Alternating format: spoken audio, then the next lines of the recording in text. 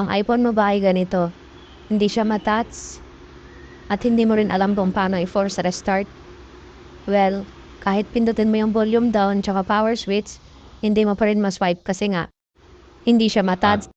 So, panoorin mo ng maigi at ituturo ko sa'yo kung paano i-force restart ang iPhone.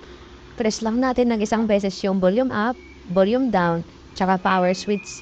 So, kung titindihin ng maigi, pinindot ko ng tig isang pindot lang, sabay long press sa power switch.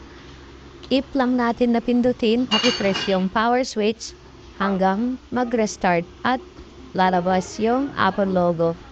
Ngayon naman, pag lumabas na yung Apple logo gaya niyan, release na natin yung power switch.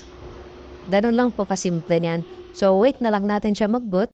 Ito ay paunang lunas kumbaga para sa mga iPhone na hindi mag-touch.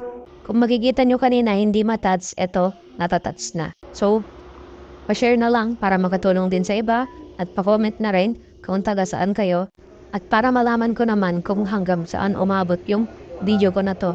Maraming salamat.